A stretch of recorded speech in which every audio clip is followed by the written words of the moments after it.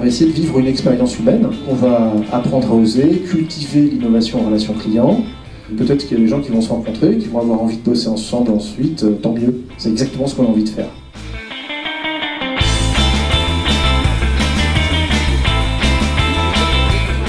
Pour moi, innover, c'est penser grand, prendre des risques, se planter, rebondir, avoir du courage, de la conviction et savoir partager des émotions.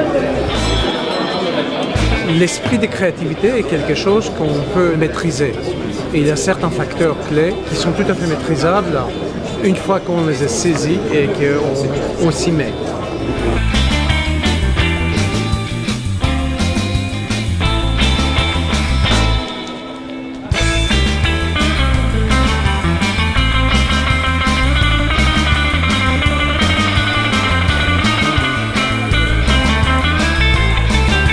Innover, c'est retrouver ses yeux d'enfant. C'est jouer comme au Lego. Eh bien, on ne peut pas innover si on ne lâche pas la rampe.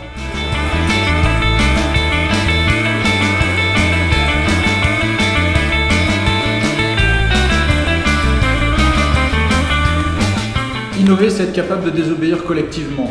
Ce que j'essaie de faire comprendre dans les organisations, c'est que premièrement, on doit donner la capacité à chaque individu de s'exprimer et ensuite mettre en place des rituels collectifs qui favorisent l'échange entre les personnes.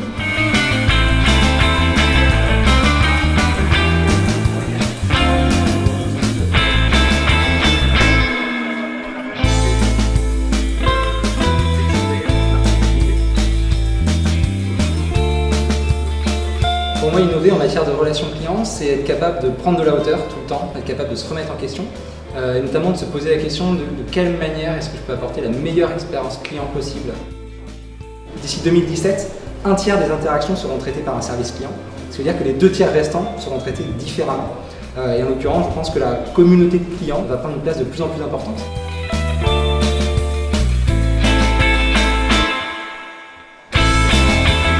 Jusqu'à présent, les entreprises lançaient essentiellement des stimuli qui étaient destinés à faire bouger le client. De plus en plus, elles vont devoir se baser sur les propres émotions du client.